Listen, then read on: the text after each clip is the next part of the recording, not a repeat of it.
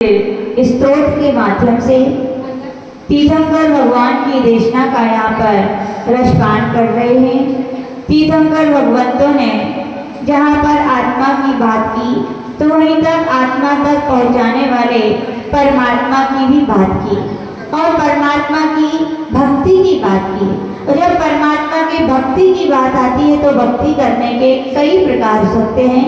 कोई पूजन करके भक्ति करता है, कोई जाप करके अभिषेक भक्ति करता है, कोई अभिषेक करके भक्ति करता है, तो कोई मंदिरों का निर्माण करके भक्ति करता है, तो कोई मूर्तियों को स्थापन करके भक्ति करता है।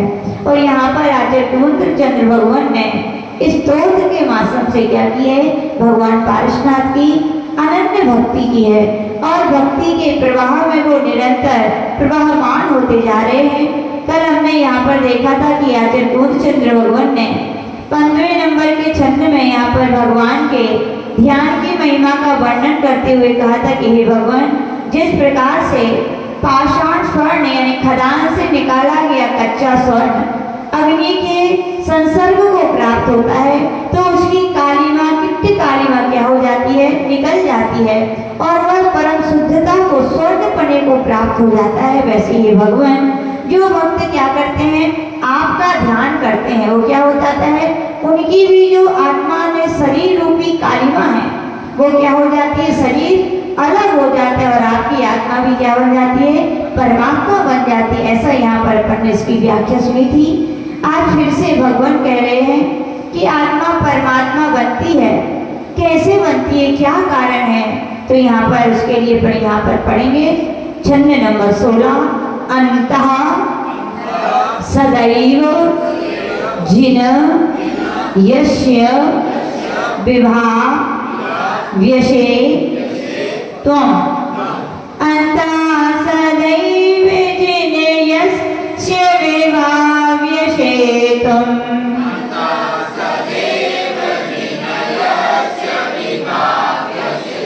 भव्यहि कथं तदपि नाश यशे शरीरम। भव्यहि कथं तदपि नाश यशे शरीरम।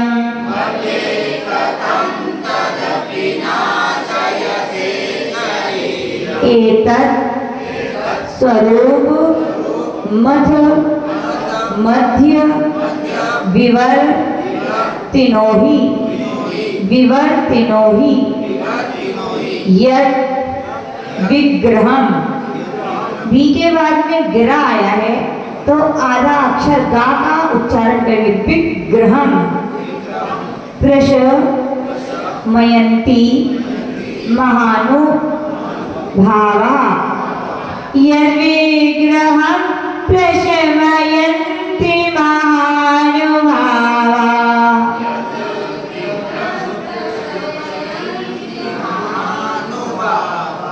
अंतः सदैव जिन यस्य विभा व्यशे त्वम्। भव्यहि कथं तदपि नाश यशे शरीरम्। एतत् स्वरूप मध्यमध्य विवर्तिनोहि यद्विग्रहं प्रशमयन्ति महानुभावा।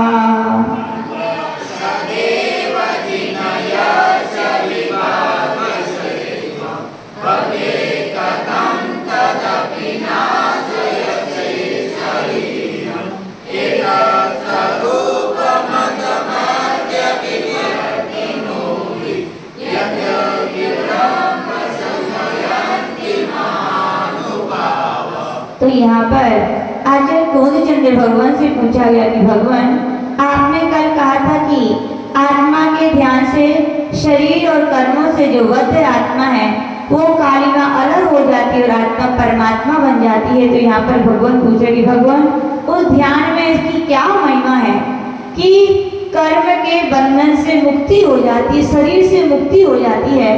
तो इस छंद में आचार्य भगवान अन्व्यार्थ कह रहे हैं कि जिन हे जिनेन्द्र देव, भव्यहि भव्य जीवों के द्वारा भगवान का ध्यान कौन कर सकता है, याद रखना भव्य ही होना चाहिए। जैसे कई बार आपने सुना है कि शेरनी का दुग्ध स्वर्ण पात्र में ही आता है, उसी में योग्यता है, ऐसे ही मोक्ष जाने की योग्यता, रत्नात्रय को प्राप्त करने की योग्यता यदि होती तो किसमें होती है?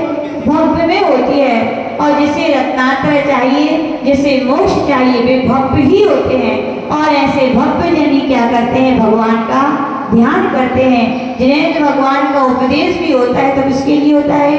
हे भव्य आत्माओं। तो यहाँ पर कह रहे हैं भव्य ही भव्य जीवों के द्वारा यश यानी जिस शरीर के अंतः यानी भीतर, तुम यानी हे भगवान आप सदैव यानी हमेशा विवाह यशे यानी ध्याये जाते हैं। यानी कि जो भव्य जीव होते हैं वे निरंतर अपने अंदर आत्मा में आपको बिठाकर क्या करते हैं? आपका ध्यान करते हैं, आप उनके द्वारा ध्याये जाते हैं। तत् अथवा एतत् स्वरूपम, यह स्वभाव ही है। किसका स्वभाव है? ये जिनेन्द्र भगवान का स्वभाव है। क्या स्वभाव है? तो कह रहे यत् की मध्य विवर्तना, मध्यस्थ जो लोग होते हैं, क्या होते हैं जो लोग? मध्यस्थ। मध्यस्थ का अर्थ होता है राग द्वेष से रहित, जिनका स्वभाव है भगवान आपका मध्यस्थ रहना ही स्वभाव है, यानी राग द्वेष से आप रहित ही होते हैं। तो कह रहे महानुभावा, ऐसे महानुभावों का विग्रहम, विग्रह यानी शरीर और राग द्वेष आदि को प्रशमयन्ति यानी शांत करते हैं। यहाँ पर कह रहे हैं कि हे भगवान आप कैसे हैं? जो भक्तजन आपको अपने मन मंदिर में बिठा करके ध्यान करते हैं, जिस शरीर के अंदर आप क्या कर रहे हैं? उस शरीर को ही नष्ट कर देते हैं, उस शरीर को ही आत्मा से अलग कर देते हैं। जबकि संसार में तो ऐसा होता है, कोई किसी के साथ उपकार करता है तो क्या होता है? उपकार का बदला उपकार से। लेकिन आश्चर्य है, आप तो शरीर को आत्मा से क्या कर देते हैं? विलग कर देते हैं। तो यहाँ पर कहा गया ये महापुरुषों की महानता है। किसकी है ये? महापुरुष ऐसे ही होते हैं। बोले महापुरुषों का जीवन कैसा होता है? मध्यस्थ भाव से साथ होता है। कैसा होता है? पूज्य गुरुदेव हम लोग की जब दीक्षा हो रही थी तब पूज्य गुरुदेव से पूछा कि गुरुदेव हम लोग को दीक्षा लेके करना क्या है? क्या करना पड़ता है दीक्षा लेके? दिनेश जी क्या करना है दीक्षा लेके? बोले साधना।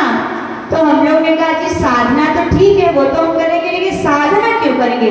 साधना में हम क्या करेंगे? तो पूज्य गुरुदेव ने हमेशा कहा था, वो बात आज भी हम याद रखते हैं कि राग द्वेष निवृत्ति चरणम प्रतिपद्यते साधु। साधु जो जीवन को में चारित्र को धारण करते हैं, जीवन में संयम को धारण करते, तो इसलिए करते हैं राग द्वेष की निवृत्ति के लिए। क्योंकि हम लोगों ने हिंसा का त्याग किया है, अहिंसा महाव्रत धारण किया है। लेकिन वो हिंसा दो प्रकार से, द्रव्य हिंसा और भाव हिंसा। हम मानते हैं हम समितियों का पालन करेंगे, हम सत्य आदि व्रतों का पालन करेंगे, हम 3 गुप्तियों का पालन करेंगे, तो नियम से हमारा क्या होगा कि यहाँ पर द्रव्य हिंसा से तो बच जाएंगे। लेकिन भाव हिंसा यानी क्या? राग द्वेष परिणाम। यदि भाव हिंसा से बचना है, राग द्वेष से बचना है, तो आचार्य भगवान यही कह रहे कि मध्यस्थ भाव क्या रखना होगा? मध्यस्थ भाव रखना होगा। और मध्यस्थ भाव जिसके जीवन में आता है, पूज्य गुरुदेव कहते थे वे ही आत्मस्थ बन सकते हैं। कौन बन सकते हैं?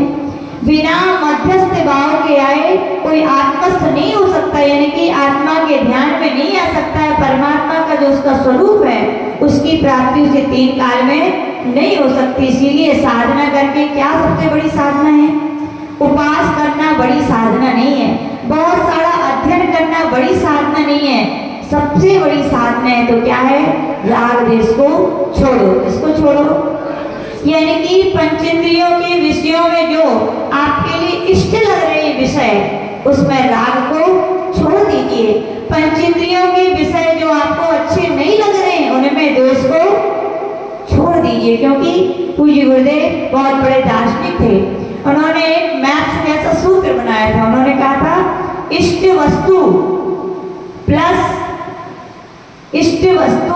राग या द्वेष तो भी क्या मिलेगा? इष्ट वस्तु प्लस राग इक्वल कष्ट। क्या मिलेंगे? इष्ट वस्तु में राग करोगे तो क्या मिलेगा? आपको कष्ट ही मिलेगा।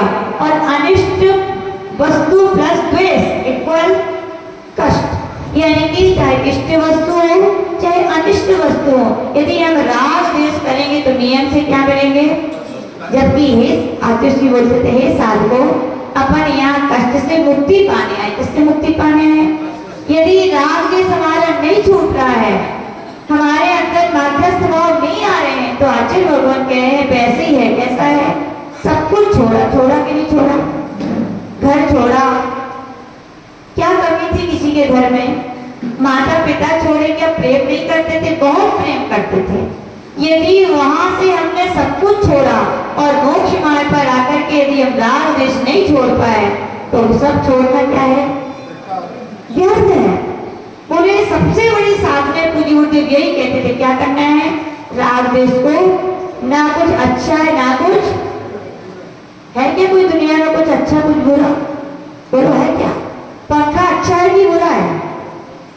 अजब लाल जी, पंखा अच्छा है कि बुरा है? बुरा भी है, अच्छा भी है। और हम कहेंगे ना अच्छा है ना बुरा है।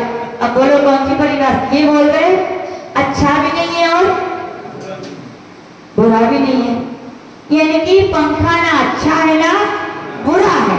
पंखा तो पंखा है। आप कह रहे हो अभी चालू है तो अच्छा लग रहा है आपको, है ना? क्यों? क्योंकि आपके लिए गर्मी लग रही है और आपके लिए वो ठंडक प्रदान कर रहा है, तो ठंडक में आपको राग है, इसलिए पंखा कैसा लग रहा है? यदि पंखा अच्छा है अजमल जी, तो ठंडी के दिन में आइयो और दिनेश जी चालू कर देंगे, फिर मत कहिए कि बंदे करो। क्यों? पंखा तो अच्छा है ना। तो पंखा ना अच्छा है ना बुरा है, वस्तु ना अच्छी है ना बुरी है, व्यक्ति ना अच्छा है ना बुरा है। ध्यान रखना, कोई व्यक्ति ना अच्छा होता है ना बुरा। व्यक्ति तो व्यक्ति है, वस्तु तो वस्तु है, अपना अपना स्वभाव है हर चीज का। नींव अच्छी है कि बुरी है? नींव कैसी है बोलो? बोले माता जी नींव ना अच्छी है ना बुरी हो तो कड़वी है, जैसा उसका स्वभाव है तो है। अब आपके लिए खिलाई जाती है तो मुंह बनाते हो, और वही नींव किसको खिलाई जाए? आपके मारवा मेवाड़ में ऊंट है ना जो, उनके सामने रखो तो जैसे आपको रसगुल्ला खाने में आनंद आता है ना रमेश जी, वैसे उनको नीम खाने में आनंद आता है। अब बोलो नीम अच्छी है कि बुरी है? तो नीम ना अच्छी है ना बुरी है, उसका स्वभाव कड़वा है। बस इतना है, ऊंट के लिए राग भाव है तो अच्छी है, और आपके लिए उसके वो अनुकूल है, इसकी उसे अच्छी लग रही है, और वो आपके वो क्या है? प्रतिकूल है, इसलिए वो आपको अच्छी नहीं लग रही है। तो इसी में वस्तु ना अच्छी है ना बुरी है, यही जिसके जीवन में आ जाए फिर वो ना राग करेगा ना द्वेष करेगा। इसी का नाम है मध्यस्थ भाव, इसी का नाम है सबसे बड़ी साधना। पूज्य गुरुदेव यही बोलते थे, साधना करनी है तो कौन सी करो?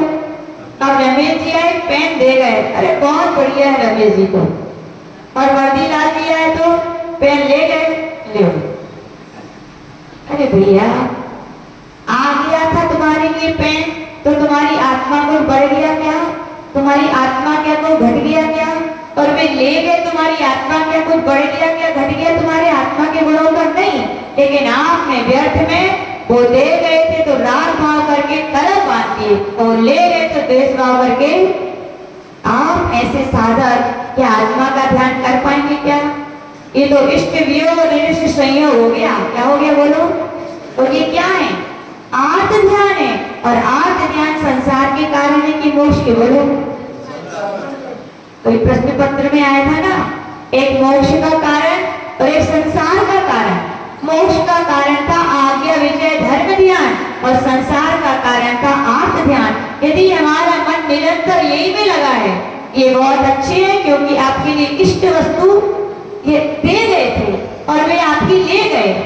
इष्ट का वियोग हो गया और अनिष्ट का संयोग व्यक्ति के निरंतर चलता रहता है। यदि व्यक्ति इसी में डूबा है तो आचार्य भगवान पूज्य गुरुदेव कहते थे, भैया वैसे ही है कि खाली नाव खेल रहे हो, सोच रहे हो कि किनारे पहुंच जाएंगे, लेकिन मोह की लंगड़ को नहीं खोला है, वो राग द्वेष की लंगड़ को आपने नहीं खोला है, तो आचार्य भगवान कह रहे पहुंच जाओगे क्या मोक्ष के उस पार, संसार के उस पार? 3 काल में नहीं पहुंचने वाले। तो आचार्य भगवान यही कह रहे हैं कि तुलसीचंद्र भगवान कह रहे हैं कि हे भगवान आप बड़े माध्यस्थ भाव वाले हैं। कैसे भाव वाले हैं? जो व्यक्ति आपका ध्यान करता है, अब ध्यान कौन कर सकता है? अनुरोध भैया कौन करेगा ध्यान? हाँ? जिसके अंदर ज्ञान होगा। क्या होगा? दही कब बनेगा बोलो? बोले दही बनाना, दही बनाना, बोले बर्तन में आई नहीं रहा दही। अरे पहले दूध तो लाओ भैया, दूध लाए नहीं है, बर्तन को देख रहे हो कि दही आ रहा है, दही आ रहा है, ऐसे आ जाएगा? दही चाहिए तो दूध होना चाहिए। वैसे ही पूज्य गुरुदेव बोलते थे कि ध्यान चाहिए तो ज्ञान भी होना चाहिए। क्या होना चाहिए? ज्ञान होना चाहिए। बिना ज्ञान के ध्यान की सिद्धि नहीं होती, बिना ध्यान के शुद्धोपयोग की सिद्धि नहीं होती। और शुद्धोपयोग ही परम माध्यस्थ भाव है। परम माध्यस्थ भाव नहीं आएगा, कसायों का क्षय नहीं होगा, कसायों का क्षय नहीं होगा। आप श्रेणी आपके केवल ज्ञान की प्राप्ति नहीं होगी, और केवल ज्ञान की प्राप्ति नहीं होगी तो रातीय कर्मों का क्षय नहीं होगा, और रातीय कर्मों का क्षय नहीं होगा तो संपूर्ण कर्मों का भी क्षय नहीं होगा, और संपूर्ण कर्मों का क्षय नहीं होगा तो सिद्धत्व की प्राप्ति नहीं होगी, और सिद्धत्व की प्राप्ति नहीं होगी तो मेरी आत्मा की जो परमात्मा है उसका संवेदन, उसका अनुभव हमारे लिए हो पाएगा क्या? इसकी क्या आवश्यकता है? ज्ञान चाहिए। क्या चाहिए? ज्ञान ही ध्यान की ओर ले जाता है। क्या ले जाता है? ज्ञान ही ध्यान की ओर ले जाता है। उदाहरण के तौर पर समझेंगे आप कैसे? उदाहरण मान लीजिए, राहुल भैया नाम आपका है ना? हाँ, राहुल भैया दुकान है आपकी, है कि नहीं? काय की दुकान है? बोलो बोलो। सबकी ऑलराउंडर दुकान है इनकी, सबकी दुकान है। मान लीजिए आपकी बर्तन की दुकान है। किसकी दुकान है? और वहां पर कौन आया आपके ग्राहक? सुनो, धनपाल जी हैं। धनपाल नाम ही है, धन के धन इनको पाल रहा है, ये धन को पाल रहे? बोलो, हैं? ये धन को पाल रहे, धन इनको नहीं पाल। परस्परो पकड़ो जीवा नाम है यहाँ तो। धनपाल जी ने सोचा कि राहुल भैया की दुकान पे जाएंगे, और बर्तन की दुकान है, और उन्होंने सोच लिया कि मुझे क्या लेके आना। धनपाल जी क्या चाहिए आपको? बोले मुझे तो कलश चाहिए। क्या चाहिए? और काय का कलश? भगवान का अभिषेक करना है तो कैसा कलश होगा? स्टील का, निकृष्ट धातु। धनपाल है, बोले चाहिए तो सोने का। किसका चाहिए? उत्तम वस्तु से उत्तम। जब भगवान का अभिषेक करते हैं तो पुण्य भी कैसा मिलता है? जी वो तिजोरी में रखे नहीं है, फिर कहते जा रहे हैं सब कुछ बनवा लो। भगवान की पूजन के बर्तन सोने के कर लो। भगवान की कृपा से मिले तो भगवान की भक्ति में लगाओ तो जितना मिल रहा है उससे कई ज्यादा मिलेगा, तिजोरी में रखने से नहीं मिलेगा। तो धनपाल जी ने सोचा कि बर्तन चाहिए। क्या चाहिए? और स्वर्ण का चाहिए, सुनार के गए हो वहां पर, और वहां पर राहुल भैया के यहाँ पर दुकान में सब कुछ सजा हुआ था। सजा हुआ था कि नहीं? सब कुछ रखा हुआ था। वहां धनपाल जी गए, देखा अरे ये प्लेट है, ये जग है, ये लोटा है, ये थाली है, ये डब्बा है, सबको एक एक चीज देखा। और जैसे उनकी नजर कहाँ पड़ी? कलश पर। तो क्या बोले? ये मुझे चाहिए। क्या बोले? अब ये पूछना चाहते हैं धनपाल जी, आपको कलश चाहिए था तो क्या आपको बाकी चीजों का ज्ञान नहीं था? क्या था? उनके लिए मालूम था गिलास ऐसा होता है, तभी तो उन्हें गिलास को छोड़ा। उन्हें गिलास का ज्ञान था, उन्हें प्लेट का ज्ञान था, उन्हें चम्मच का, डब्बे का, सबका ज्ञान था। इतना सारा ज्ञान था तभी वे सब चीजों को छोड़ पाए। और उन्हें चाहिए क्या था? कलश। तो उन्होंने कहा यही चाहिए। बस इसी का नाम तो ध्यान है, जहाँ मन बाहरी सारे विकल्पों से हटकर एक विकल्प पर क्या हो जाए? एकाग्र चित्र हो जाए। इसी का नाम क्या है? लेकिन क्या चाहिए उसके लिए? ज्ञान चाहिए। क्या चाहिए? ज्ञान चाहिए। जिसके पास ज्ञान है वो ही ध्यान कर पाएगा। कई लोग से बोले माता जी भैया ध्यान किया करो, बोले माता जी कैसे किया जाता है, तो बता देते हाथ पे हाथ रख के आंख बंद करके बैठ जाओ। बोले माता जी बढ़िया नींद आती है। बोले वैसे तो बिस्तर पर लेटते तो नींद नहीं आती, लेकिन ध्यान के नाम से बैठते तो निद्रा देवी बिना सिद्ध किए बोले आ जाती है, बिना जाप करे। ऐसी देवी है बिना सिद्ध किए आती है। क्यों नींद आती है भैया? हाँ ज्ञान नहीं है। क्या नहीं है? ज्ञान नहीं है। और कई लोग बोलते हैं माता जी हमने ज्ञान का अर्जन भी कर लिया, और जैसे ही बैठते हैं थोड़ी देर तक तो गाड़ी चलती है, फिर गाड़ी क्या हो जाती है? शुरू हो जाती है। इसका मतलब ज्ञान तो है, दूध तो है, लेकिन पतला है। कैसा है? दूध पतला हो तो जल्दी बह जाता है कि नहीं सब्जी, पर गाढ़ा हो तो रबड़ी बना दो अच्छी गाड़ी रहेगा कि नहीं, बोलो क्यों करते हो। इसीलिए कहा गया जिसका ज्ञान गाढ़ा है, कैसा है? जिसका ज्ञान की पकड़ मजबूत है, जिसने ज्ञान को अपने चिंतन से अपने मनन से खूब गाढ़ा किया है। दूध को कैसे गाढ़ा करते हो ना, चम्मच हिलाते हो ना गैस पे, ऐसे ही ज्ञान को जिन्होंने बार बार मंथन करके चिंतन करके बार बार विषयों को सोच कर विचार करके क्या कर लिया, जिन्होंने तो दूध को गाढ़ा कर लिया है, फिर उसका दही जमाओ कैसा बनेगा? मक्का निकलेगा बिल्कुल सीधे। हम लोग पूज्य गुरुनाम गुरुदेव आचार्य सन्मति सागर जी महाराज के साथ गुरुगांव में चतुर्मास किया। क्या उनके जो छाछ बनती थी ऐसी तो वो मिली नहीं है, फिर तो सही बताए। मतलब जितना दूध गाढ़ा होगा छाछ भी उतनी ठोस बनेगी। ऐसे ही कहा गया ज्ञान जितना गाढ़ा होगा ध्यान भी उतना एकाग्र होता है। क्या होता है? यहाँ पर वचन भगवान करें, मुचंद्र भगवान करें कि वो भक्त प्राणी भगवान का ध्यान जो करेगा, यानी कि ज्ञान को जो गाढ़ा करके भगवान के स्वरूप का जो चिंतन करेगा। भगवान के दर्शन करने से क्या मोक्ष होता है क्या? तो अकेले भगवान के दर्शन करने से आज तक किसी को मोक्ष, भगवान की पूजा करने से क्या मोक्ष होता है? तो भगवान की पूजा करने से भी आज तक किसी को मोक्ष नहीं हुआ। बोलो माता जी फिर क्यों करते हैं? अरे भैया सीढ़ियां हैं, ये क्या है? सीढ़ियां हैं, एक एक चढ़ो, लेकिन भगवान की पूजन अभिषेक में ही मत अटक जाना, उसके आगे भी जाना कि हम भगवान की पूजन भगवान का अभिषेक भगवान की भक्ति इसलिए कर रहे हैं क्योंकि जैसी भगवान की आत्मा है वैसी मेरी भी आत्मा है ना कि नहीं? और हमने कहा था अंतर इतने ये भगवान ने अपना डब्बा खोल लिया और हमारा डब्बा कैसा है? भगवान ने अपने अनंत गुण का डब्बा जो है वो क्या है? खोल दिया है। प्रकट हो गए ये वे गुण। हमारे गुण कैसे हैं? डब्बा में बंद है। ये ज्ञान होना चाहिए। आत्मा के विषय में अपन को ज्ञान होना चाहिए। आत्मा है क्या? जब ऐसा ज्ञान होता है तो जो व्यक्ति भगवान का क्या करता है? ध्यान करता है। और भगवान का कहा गया भगवान कैसे है? बड़े मध्यस्थ है। कैसे है? ना उनको किसी से राग है ना किसी से। बताओ भगवान राक्षस करते हैं क्या? सच्ची मन से बताओ, नहीं करते। तो फिर मैं उन लोगों से पूछना चाहती हूँ जो लोग बहुत भगवान की भक्ति करते हैं जिंदगी भर और एक बार जीवन के किसी मोड़ पर ऐसे दिन आ जाएं कि बिल्कुल वो रोड पर आ जाएं या बहुत आपत्ति विपत्ति आ जाए, तो उनके मन में ऐसा क्यों आ जाता है? हमने तो इतना भगवान का किया लेकिन हमें तो कुछ नहीं मिला। अब बोलो भगवान करते हैं क्या कुछ? बोलो कितने लोगों के मन में आता तो है? आता है कि नहीं? अब बोलो क्यों आता है ऐसा?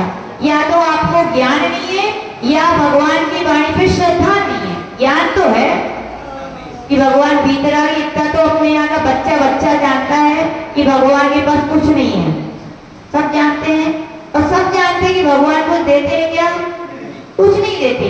फिर जब ऐसी परिस्थिति आती है तो सबसे पहले प्रश्न चिन्ह आप भगवान के ऊपर क्यों लगाते हो? किसकी कमी है ये? श्रद्धा की कमी। किसकी है? हम जिनेंद्र भगवान को मानते हैं, उनकी वाणी भी सुनते हैं, लेकिन उनकी वाणी पर सच्चा श्रद्धा नहीं करते। जब जीवन में श्रद्धा आ जाएगा तो ऐसा प्रश्न चिन्ह लगेगा, और याद रखो तुम एक या हजारों प्रश्न चिन्ह लगा दो तो भी भगवान तुम्हारा कुछ नहीं करेंगे। करेंगे क्या? क्यों नहीं करते भगवान? क्योंकि भगवान परम मध्यस्थ भाव से युक्त हैं, ना उनको किसी से राग है ना किसी से द्वेष है।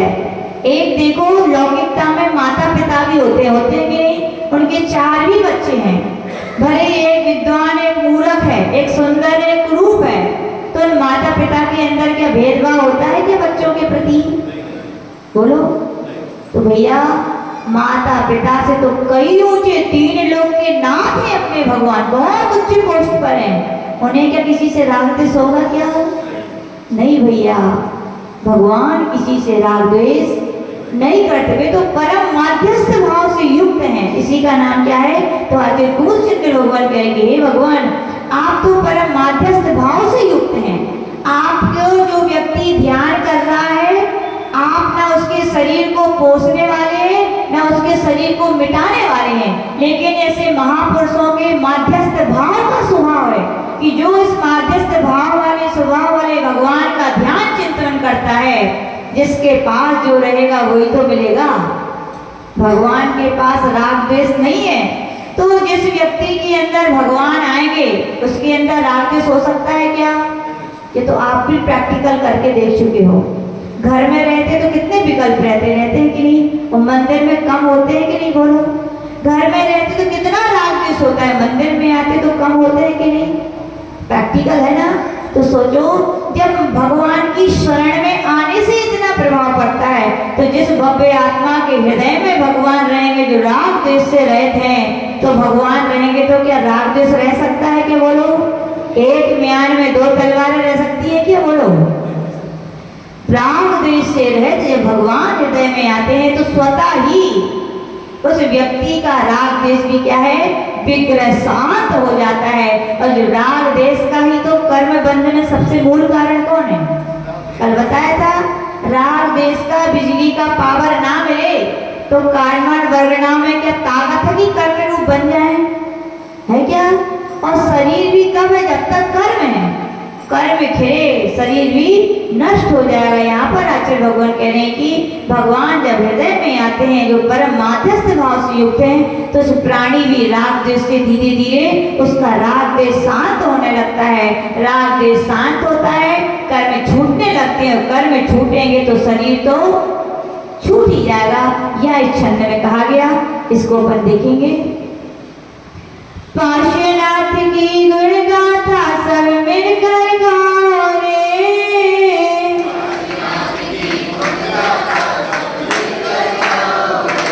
काशीनाथ की गुण गाथा सब मिलकर गाओ रे,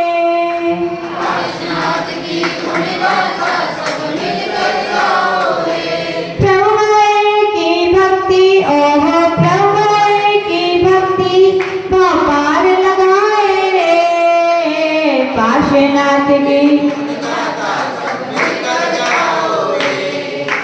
भव्यों का मंदिर है दे प्रभु को ध्याते धर इसने, का मंदिर है दे प्रभु को ध्याते धर इसने, नष्ट करे क्यों उसका दे, नष्ट करे क्यों उसका दे,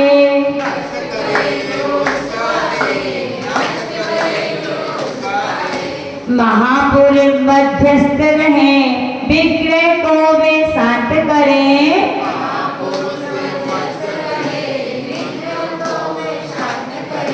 आत्म का रस पान करें, आत्म का रस पान करें,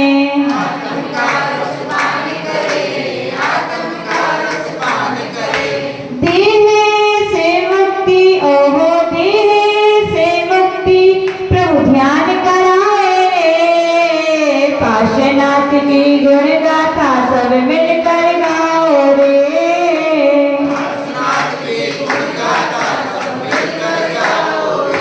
इस प्रकार से भगवान पार्श्वनाथ ने यही कहा कि भैया परम मध्यस्थ भाव को प्राप्त होना है। क्या होना है? तो मध्यस्थ भाव यानी राग द्वेष, किसमें राग द्वेष नहीं करना? इष्ट पदार्थों में राग मत करो, अनिष्ट पदार्थों में द्वेष। और वास्तविकता बिल्कुल सही है। क्या तुम्हें दिख रहा है बताओ? राग किस में होता है, अपनी चीजों में कि पराई चीज में? बोलो ऋषभ जी, राग किस में, अपनी की पराई? और द्वेष किस में, अपने की पराई? तो ये बताओ, ये सब दिख रहा है, अपना है कि पराया है? बोलो। निश्चय से एक आत्मा ही अपनी है, ये चेतन द्रव्य ही अपना है, बाकी सब पर हैं। क्या है दिनेश जी? पर हैं। इन पर पदार्थों में ही परे रहे हैं, इसीलिए हम संसार से पार नहीं हो पाए, संसार में परे हैं। और जिस दिन ये पर पदार्थों से हम परे होने लगेंगे, धीरे धीरे, छूटना तो है सबको, जाना है ना मोक्ष, होना है ना उसकी सिद्धि की प्राप्ति, तो नियम से अपने लिए थोड़ा थोड़ा राग द्वेष तो छोड़ना ही पड़ेगा। आचार्य पूज्यपाद महाराज भी कह रहे हैं, अचेतनम मिदं दृश्य मादृश्यम चेतनम तथा क्वार स्वामी मध्यस्थोहम भमामिता।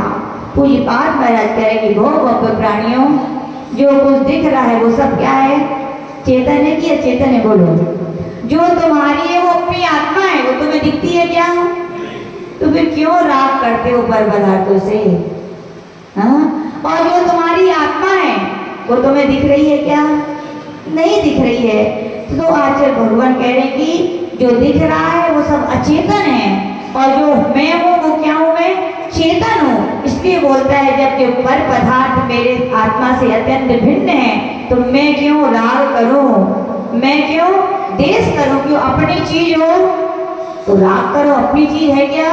अपने स्वभाव से ये सब अचेतन स्वभाव ही है, सब दिख रहे हो। आप लोग चेतन हो कि अचेतन हो? हाँ? चेतन हो कि अचेतन हो?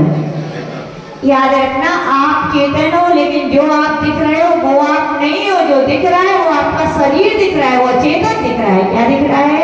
इसलिए निज आत्मा के अनुसार यदि कथन किया जाए तो पर चेतन आत्माएं भी क्या है, निज स्वभाव से अत्यंत भिन्न है। तो आचार्य भगवान कह रहे हैं जब पर पदार्थ पर है तो इनमें ना राग करो ना द्वेष करो। हो सकता है कि ऐसा कि पदार्थ सामने हो और राग द्वेष ना हो?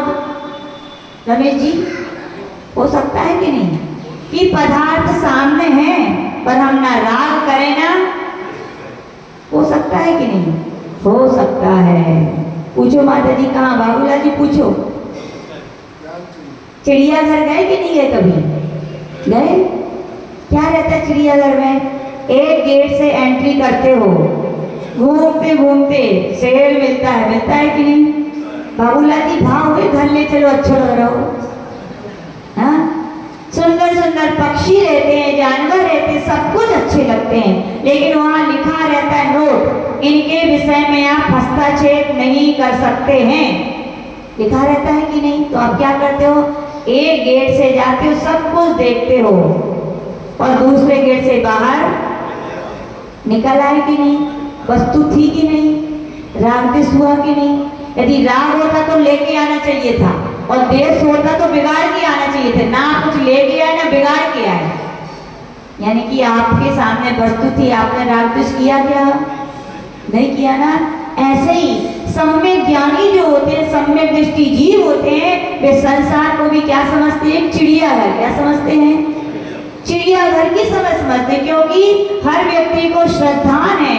जिस व्यक्ति के जैसे कर्म का उदय बताओ, कुछ कर सकते हो क्या आप उसमें? विश्वास है कि नहीं? विश्वास है। तो फिर क्यों सोचते हो ऐसा कर देते तो अच्छा हो जाता? राग भाव है, ऐसा मैं कर देता तो इनका काम बन जाता। उस व्यक्ति के प्रति आपने राग कर लिया, और मैं ऐसा कर देता तो इनका काम तो बनने ही वाला नहीं था, तो क्या कर दिया?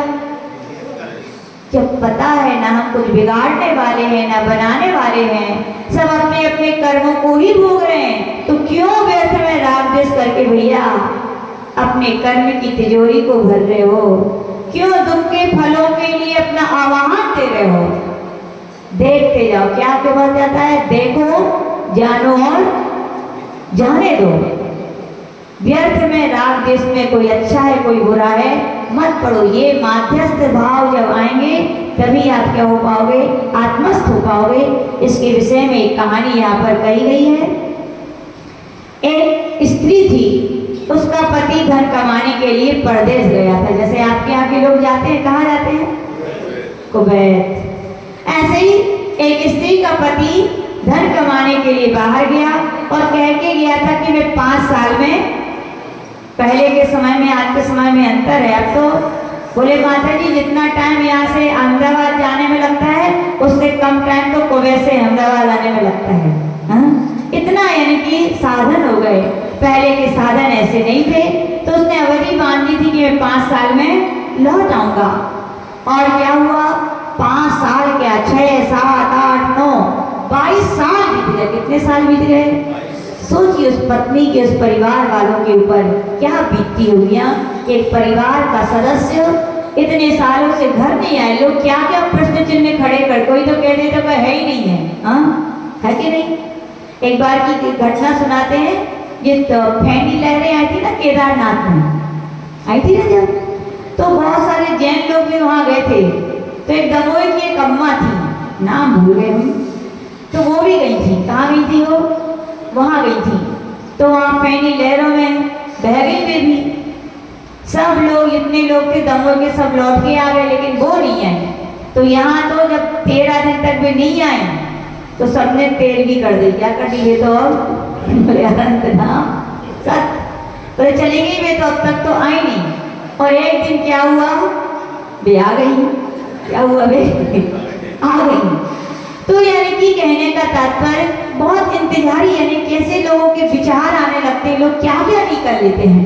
तो जब 22 साल तक नहीं आए, लेकिन पत्नी का पति ही सब कुछ होता है, दुनिया कुछ भी माने, लेकिन पत्नी ये बात को स्वीकार, जब तक प्रत्यक्ष ना बात हो, मानने तैयार नहीं थी। उसको विश्वास था कि मेरे पति हैं। तो बहुत परेशान थी, हर जगह उसने कोशिश कर ली, लेकिन उसकी मनोकामना पूरी अभी करेंगी। महिलाएं क्या करेंगी? 10वीं को क्या करते? सुगंध 10वीं किसके लिए की जाती है? किसके लिए करते हो? हाँ बोलो ना। पति देव के लिए। याद रखना, पति देव के लिए व्रत करने से पति ठीक हो जाएंगे क्या? निज निज व्यक्ति का स्वभाव है, निज निज द्रव्य का। आपकी ये श्रेष्ठ भावनाएं, आप तो पुण्य कमा लोगे, लेकिन उनका पुण्य रहा तो ही आपका कुछ हो पाएगा। तो आचार्य भगवान करे, उसने, महिला ने भी खूब व्रत उपवास हर जगह जाके मन्नतें मांगी कि मेरे पति आ जाए, लेकिन उसकी भावना पूरी नहीं हुई। एक दिन की बात है, मंदिर में एक दिन वो आत्महत्या करने जा रही थी। कहाँ जा रही थी? महिलाओं को सबसे सरल काम लगता है, कभी कभी लगता है क्या मर जाते हैं, एक दिन में भी माला सी जप लेती हैं, मर जाएंगे तब पता चलेगी। कह लेती हो कि नहीं? हो भव्य जीवो, मर जाते कहना आसान है।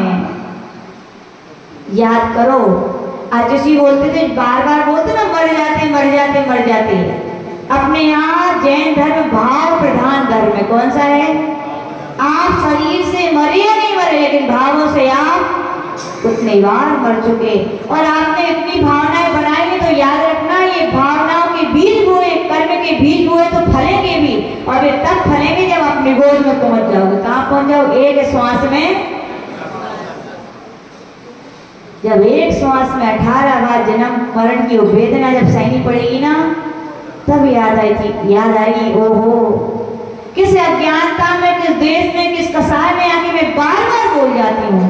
याद रखना, निमित्त दूसरा हो सकता है, कसाई दूसरों के निमित्त से आती हैं कि हम बार बार भावना करते मर जाते, लेकिन जब कर्मों के उदय आएंगे तो कोई साथ में आएंगे क्या? वो लोग किसको भोगना है? इसलिए याद रखना, एक सूत्र दे रहे पूज्य गुरुदेव का। आप घर में झगड़ा हो, आपकी बात कोई ना माने, आपको बहुत गुस्सा है, तो ये मत कहना मर जाते, अब कहना तर जाते तो अच्छे थे, या माता ये सब भग जाते तो ध्यान रखना। भली दीक्षा लो या ना लो, जब मर जाते से 108 में 8-10 बार मरण कर सकते हो, तो तर जाते कहने से विश्वास रखना कि आप कभी ना कभी थर जाओगे। तो ठीक ने, जिंदगी में दुनिया में सबसे बड़ा पाप है तो कौन सा है? आत्महत्या। कितनी संक्लिष्टता होती होगी, कभी कभी लगता है कितने संकलिष्ट परिणाम करते होंगे, करने पड़ते होंगे, तब जाके व्यक्ति आत्महत्या के भाव बनाता है। और व्यक्ति एक बार जो आत्महत्या के भाव बना लेता है ना, उसकी ऐसा कहा जाता है दुर्गति निश्चित हो जाती है। यदि मान लो उस समय आयु करने का बंद हो गया, फिर क्या करो? क्या तुम्हारी पूजा जिंदगी भर की, क्या तुम्हारे पाठ, क्या तुम्हारा भगवान के दर्शन, क्या तुम्हारे गुरुओं की देशना तुमने सुनी? बताओ। देखो, अन्य धर्मों की अपेक्षा तो जैन धर्म में कितनी अच्छी बात है कि नहीं? अन्य धर्मों में तो या विदेशों में जब व्यक्ति के ऊपर आपत्ति व्यापत्ति आती है तो लोग क्या मरने की सोचते, लेकिन अपने यहाँ भारत देश में एक देश ऐसा है जहाँ धर्म है। क्या है? यहाँ कहा गया भैया, जब आपत्ति व्यापत्ति है तो प्रभु के पास पहुँचो, गुरुजन के पास पहुँचो, धर्म की शरण में पहुँचो। कितना अच्छा है कि नहीं? तो ऐसे विचारपन को नहीं करने चाहिए, क्योंकि आत्महत्या सबसे बड़ा पाप है जिसने कर लिए हैं। श्रीफल ले लेना, अपने आदिनाथ भगवान बड़े दयालु हैं, और क्षमा मांग लेना कि भगवान आज तक अज्ञानता में कसाय में किए भाव, हम क्षमा चाहते हैं, हमारे पाप धुल जाएं, क्योंकि इस भाव के अभी 2 लोग, ये तो बाद में तो पता नहीं कितने मिलेंगे। तो याद रखना, भगवान से क्षमा मांगना कि भगवान अब हो गए, लेकिन अब हम ऐसी गलती नहीं। तो ऐसे भी लोग कहते मांगे क्षमा, फिर गए तो फिर हो। बार बार भावनाएं अच्छी करो। कैसी करो? अब क्या बोलोगे? गुस्सा आएगी तो क्या बोले? कर जाते तो अच्छा था, दीक्षा ले लेते तो अच्छा था, संयम ले लेते तो अच्छा था, लेकिन कभी मत बोलना। क्या नहीं बोलना? क्यों मरना? उनके कर्म खराब है, उनके कारण अपन क्यों अपने भाव खराब करें? तो उसके भाव क्या हो गए? आत्महत्या के। लेकिन उसका पुण्य था, क्या था? जहाँ वो मरने के लिए जा रही थी, उसी वन में जंगल में एक वृक्ष के नीचे दिगंबर मुनि महाराज बैठे थे, और उसको क्या हुआ? पुण्य होता है तो निमित्त भी अच्छे मिल जाते। यो उसका अच्छा था तो महाराज मिले, और उसने महाराज के जैसे ही दर्शन किए, उनके चेहरे पर एक दिव्य भीतरात्मा, सौम्यता, समता थी। उसकी सारी टेंशन क्या हो गई? दूर हो गई। उसे ऐसे लगा कि ये महाराज मेरे जरूर चिंता का क्या करेंगे? निवारण करेंगे। वो महाराज के चरणों में बैठ गई। जब महाराज जी ने अपनी ध्यान के द्वार पे बात आंखें खोली तो उसने अपनी बात रखी, और महाराज ने उसे कहा कि भैया तुम्हारे पति को अभी है, क्या बोल दिया?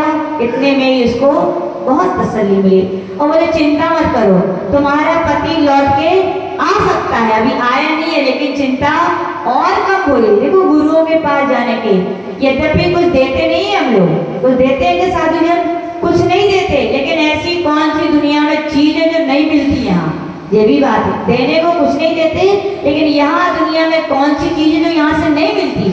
सब कुछ मिलती है। पूज्य गुरुदेव बोलते थे, साधु कुछ देते नहीं है ना लेते हैं, लेकिन इस जीवन को क्या कर देते हैं? स्वर्ग और मोक्ष के द्वार पर लगा देते हैं। तो उस अम्मा ने जैसे ही कहा तो महाराज ने कहा कि तुम चिंता मत करो, तुम कल्याण मंदिर स्तोत्र है आचार्य पूर्णचंद्र भगवान के द्वारा लिखा गया है, 16वें नंबर के छंद की जाप है, ओम ह्रीं वरम नमो गमन वर्ण भय प्रणाशयाणम विद्याहराणम, या ओम ह्रीं विग्रह निवारकाय श्री पाशना जिनाय नमः, या ओम ह्रीं गौर्यायै इंद्रायै हा वज्राय नमः स्वाहा।